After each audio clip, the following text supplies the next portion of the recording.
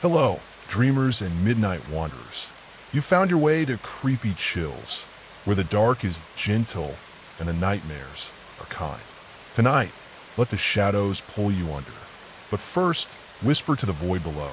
Globe showing Europe, Africa, where in the world are you listening? Mantelpiece clock, what hour does the moon rule your sky? There's something beautiful about strangers drifting to sleep to the same haunted lullaby. If tonight's story carries you away, leave a comment or just let go. Now, close your eyes. The dark won't hurt you here. Pause, then softer. At least not tonight. The empty train. The platform was all but empty at 2 a.m. Clara wrapped her coat more tightly around herself against the wind, her heels clacking on the fissured concrete as she rushed to platform 7. She shouldn't have worked so late in the office once more. Now she was left waiting for the last train home. The 2:15 a.m., the one veteran commuters breathed tales about. No one ever takes it, her colleague had said once. They say it's different. Clara had dismissed it. Now, alone beneath the twitching fluorescent lights, she couldn't shake the chill crawling up her spine. The train came at exactly the scheduled time, its metal doors pulling back with a worn-out hiss. No conductor emerged. No passengers got out. The vehicle was entirely vacant. Clara hesitated. Then, sighing, she boarded. A ride through the dark. The doors closed softly behind her, a quiet click to show that they were shut. The train jerked forward, clack, clack, clack against the rails, the only noise in the empty stillness. Clara fell into a seat, massaging her weary eyes. She hardly realized when the lights outside the windows disappeared, not into the usual brightness of a city, but into a bottomless, devouring darkness. Then she saw the first station. It was just a platform, dark and decrepit, its name worn away by time. And on it, figures, stills, silhouettes, gazing at the train, but never getting on. Clara's breath caught. The train did not slow. Station after station flew by, one exactly like the last. A slab of cracked concrete, a flickering light, and those things standing there, waiting. Why aren't they moving? She grabbed for her phone. No signal. The windows, she noticed with a growing horror, no longer reflected. The voice on the intercom. A crackle startled her. The intercom came to life, static pouring from the speakers like a dying gasp. Then a voice, soft, muffled, as if it spoke through water. Final stop. The train shrieked to a stop. Clara's heart thundered. Outside the windows, nothing. No platform, no lights, nothing but an infinite emptiness. The doors opened. A wave of stale, cold air swirled in. And then silence. No mechanical voice. No worthy engine. Just the empty waiting outside the doorway. All passengers must leave. The intercom breathed. Clara did not stir. Something moved in the darkness outside. A tall, impossibly slender shape, sloughing itself from the black. It didn't move. It unfolded, limbs reaching towards the open doors. Clara backed away on her heels, heart pounding in her head. The doors did not close. The creature outside turned its head. And then, the last passenger. Clara woke up. Sunlight streamed through train windows. Birds sang. Coffee and morning air wafted through the car. She blinked, confused. The train was full now, riders chattering, swiping at phones, drinking from to-go mugs. Had she imagined it all? Relief washed over her. And then she saw the conductor leaning over her, his expression blank. "Miss," he whispered, "this is the final stop." Clara glanced around. The other riders weren't stirring, weren't opening their eyes. Their faces were facing her, smiling. The doors opened with a hiss. And this time she knew she wasn't alighting. The train that never ends. They tell you if you're ever by yourself on a dark night, standing on an empty platform, you'll hear it, the sound of coming wheels in the distance. The 2:15 a.m. is constantly on the lookout for new travelers. And eventually, it always finds one. The village of Black Hollow was a region lost to time. It was situated among fog-shrouded hills and a forest so thick even the sun found it difficult to filter through, and it was the sort of destination people shunned, unless there was nowhere else to go. That's how Daniel Mercer ended up there, his vehicle sputtering to a stop on the outskirts of town with rain pounding the windshield. The storm had rolled in suddenly, threatening the roads and turning them into rivers. Without a phone signal and the closest and miles away from him, he had no option but to take shelter. That's when he spotted the house. It stood at the head of a crooked street, its shape bent against the storm like an old man, tired out. The paint had been gone for years, leaving the wood gray and splintered. The windows were broken, their jagged edges grinning in the flash of faraway lightning. And yet, in defiance of all reason, Daniel was attracted to it. Just for the night, he said to himself, entering. The air within was heavy with dust and rot. His footsteps resonated through the hollow halls as if the house itself were overhearing him. He discovered a room with a moth-eaten mattress and fell upon it, too tired to mind the stench or the creaking of the floorboards under him. That was when he heard it. The whispers began. At first, he believed it was the wind, a soft, sighing noise like leaves moving. But then the words. That's so cold. Daniel sat up, pounding hard. The voice had been inches from his ear. He turned around, but the room was vacant. To help me, another whisper, this time from the corner. A woman's voice, shaking and weak. Daniel's breathing accelerated. Hello, he shouted, but only silence replied. He reminded himself it was the storm, his weary mind fooling him. He closed his eyes, pushing himself back onto his pillow. The whispers persisted, however. They intensified, their numbers, scores of voices upon scores, intersecting, mumbling names, secrets, scraps of phrases. But he vowed we'd be safe, that the walls watch you. Don't let it get you too. Daniel clutched the mattress, his pulse roaring in his ears. He wanted to run, but his body felt heavy, as if the air itself was pressing him down. Then, one voice cut through the rest, clear, cold, and horrifyingly close. You'll stay forever like the others. Daniel's blood turned to ice. The truth of the house. He forced himself to sit up, his legs shaking. The whispers swirled around him, growing more frantic. No way out, that it devours us. Sleep, that just sleep. His eyelids became impossibly heavy. The room receded at the edges, darkness advancing. He attempted to struggle, but the whispers were a siren's song, drawing him under. The final thing he perceived was a moving shadow in the corner, a shape that had not been present earlier. Tall, thin, towering over him. Then nothing. Morning arrived. The storm had left. Sunlight poured through shattered windows, filling the dusty room. The bed was bare. No Daniel. No prints going out. Just the house, standing still again. And if you listen hard on still, quiet evenings, you may hear a new voice in the whispers. Whispery, scared, and very, very weary. The Man in the Mirror. A hypnotic horror bedtime story, 1,000 words. The first blink. Jake Ellis wasn't a superstitious man.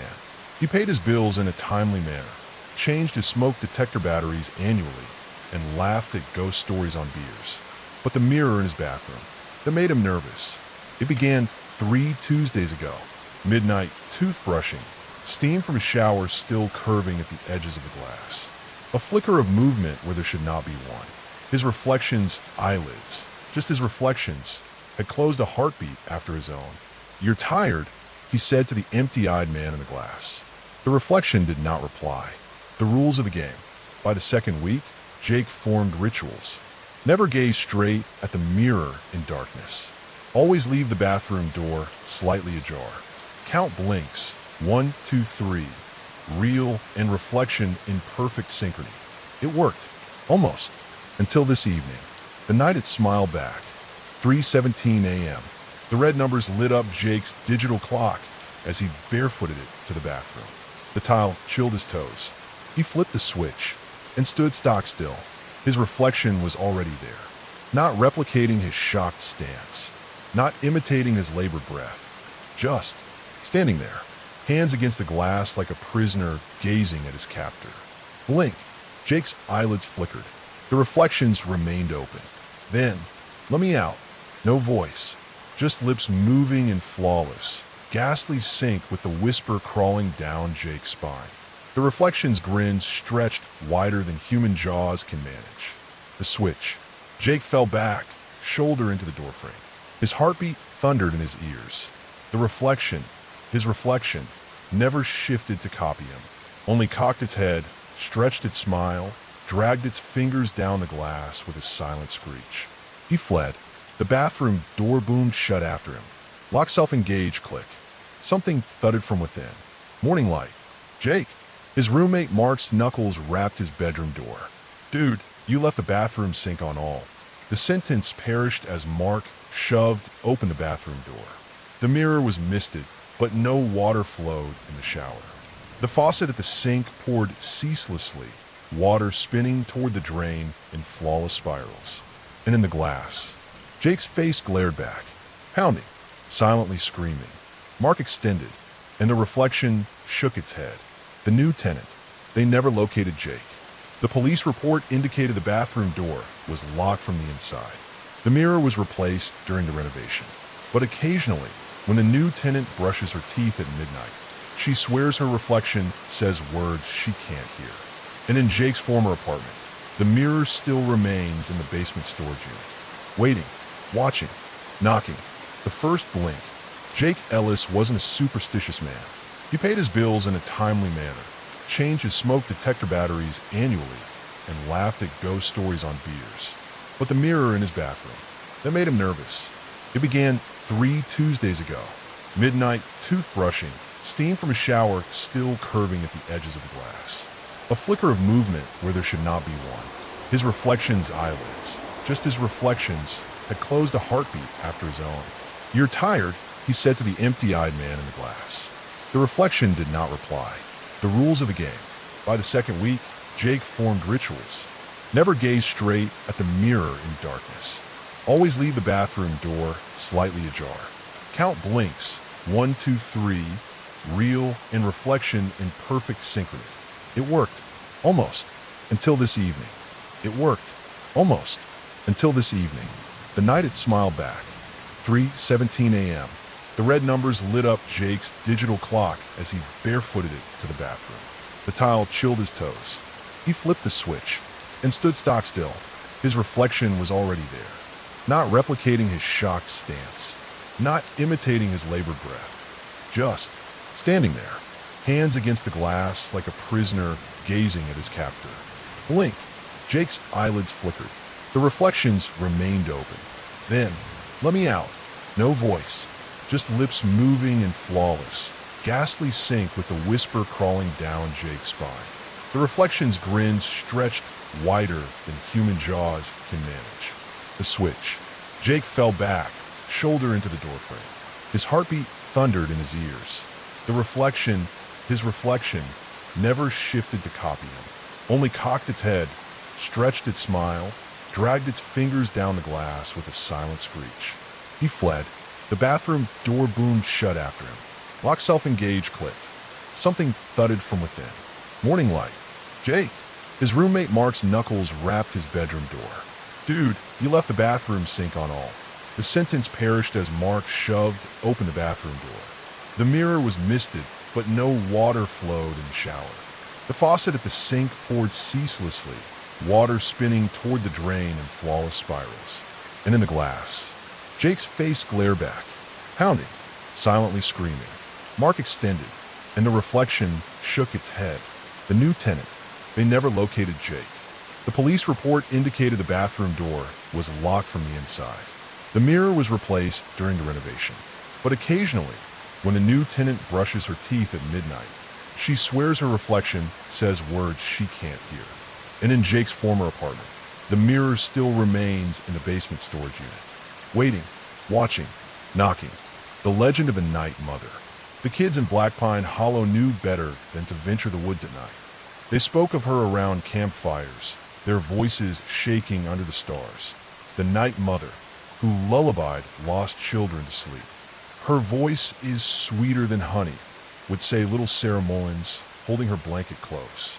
She finds you when you're alone, Tommy Reeves would add, wide-eyed. And once she starts singing, the sentence was always left suspended. The coals would crackle, the wind would whisper through the pines, and the children would snuggle up closer to each other, as if the blackness itself could bring her song to them.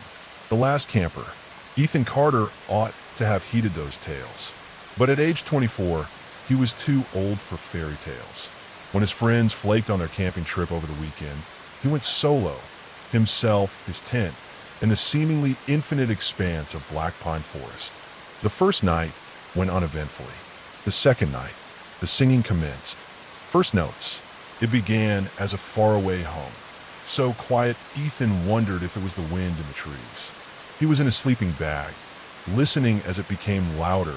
A woman's voice, warm and soft, singing a lullaby he nearly knew. "Hush now, my darling, don't make a sound." Ethan sat up, unzipping the tent flap. The woods were quiet. No footsteps, no far-off campfire light, just the moonlight casting silver shadows over the ferns. He told himself it was his imagination. Then the voice spoke again, closer this time. "Close your eyes, let sleep come around." The wrong side of the tent. Ethan's breath fogged in the cold air as he listened hard. The singing wasn't coming from the woods anymore. It was coming from within his tent, not from the door, from the opposite side of the material, exactly where his sleeping bag ran out. His blood froze. He hadn't set up his tent close to anything. No trees, no boulders, nothing a person could be hiding behind. And yet something was out there, singing, waiting, the cold embrace. Ethan needed to run, needed to scream, but the song wrapped around him like spider silk, soft and crushing. His eyelids weighed a ton. His arms sank into the sleeping bag like the ground itself was trying to drag him down. The voice wasn't on the outside anymore. It was within the tent with him. He could feel breath against his ear, cold and sweet, winter mint. "Your dream is real, my darling. Don't fight the tide." The last thing Ethan saw as sleep claimed him was a white hand folding over the rim of his sleeping bag. Long fingers, darkened nails, and a wedding band dulled with age. The search party. They located Ethan's camp 3 days later. His tent was in pristine condition. His backpack stood tidily beside the entrance, water bottle still half full. The zipper was sealed. Deputy Walsh heard it first, a soft, lilting song coming from within the tent. "Hush now, my darling, the night is so deep." The rest of the searchers stood stock still. That was not a tape. That was a voice. Walsh zipped open the tent with shaking fingers. Ethan's sleeping bag was in the middle, zipped all the way up. It was moving, rising and falling, as if someone was breathing within. The singing increased in volume as Walsh grasped for the zipper. "Close your eyes, my love, and sleep." The never-ending lullaby. They never discovered Ethan's body. The sleeping bag was vacant when Walsh finally opened it, except for the scent of lavender and wet earth, and the slightest impression of a head on the pillow. The tent had been kept in evidence for a month when the night janitor heard something coming from within. The sheriff opened it to find that it had been zipped up once more, with no one having handled it. And from inside the folded tent, a low hum, a soft singing. Now the children of Black Pine Hollow share a new warning. Never camp alone, never hear the singing, and never, ever, respond to the lullaby. October 11th, 1946, Observation Day 1. The 5 volunteers huddled around the metal table, their faces illuminated by the antiseptic glow of lab lights. Dr. Richter pushed his wire-rimmed glasses up the bridge of his nose as he read the conditions one last time.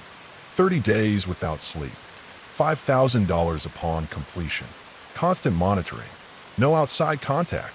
The youngest participant, a university student named Paul, laughed.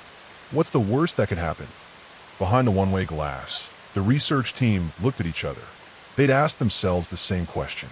Observation Day 7. The first incident was at 3:17 a.m.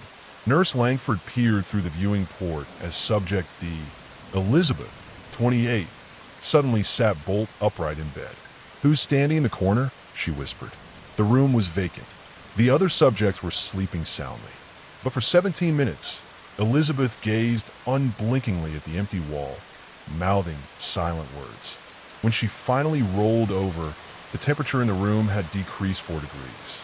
The logs recorded. Possible hypnagogic hallucinations beginning. Observation Day 13. They ceased referring to them as hallucinations after Subject B, Michael, started screaming. "They're watching us sleep," he stormed, hammering on a locked door. His fingernails made bloody smudges on the metal. Can't you see them? One for every one of us. The video feeds revealed nothing. Only 5 subjects, and their 5 vacant shadows stretching too far across the floor. Dr. Richter demanded higher doses of stimulants. The test would go on. Observation day 19. The whispers began, not from awake subjects, from the sleeping ones. They're showing us how to dream correctly. Subject C, Margaret, whispered into her pillow at 2:44 a.m. Her eyelids moved quickly behind their closed state. We'll see the actual dark in no time. The EEG machines registered brain activity never seen before in any sleep cycle. Clean, coordinated spikes every 11 minutes on the dot. Clockwork, as if something was walking in their heads. Observation day 27. The final coherent words from any subject were from Paul. They're not hallucinations. They're invitations. And we are RSVP'd. And then he smiled. They all smiled. For the first time in days, they slept soundly. The monitors displayed perfect delta waves. No more screaming. No more thrashing. Just 5 people, smiling together. November 10th, 1946, Observation Day 30. The lab door hissed open at exactly 8 a.m. The scientists located their subjects where the cameras had placed them, in bed, eyes closed, chest rising and falling in even rhythm. Too even. Dr. Richter moved to shake Paul's shoulder. The instant his fingers touched it, each monitor in the room flatlined at the same instant. Not the jagged spikes of cardiac arrest. Straight lines, as if the machines had merely forgotten how to recognize life. The final report. The official reports included all 5 of them as dead. The families got sealed coffins and $5,000 drafts. The laboratory was scrubbed clean, but night janitors heard beds creaking in vacant rooms. Security guards detected shadows seated upright on exam tables through keyholes. And sometimes, when the building stood absolutely empty, the old intercom system would activate with a hiss of static to deliver the sounds of 5 individuals, breathing in harmonious synchrony. For you, dear listener, maybe you felt it too, that peculiar weight at the back of your eyes as this tale goes on, that unwanted ease in your joints. Don't mind the shadows deepening in your bedroom walls. Don't notice the rhythm of your breathing matching the silences between these sentences. And when you finally close your eyes tonight, don't speculate. Who's watching you sleep?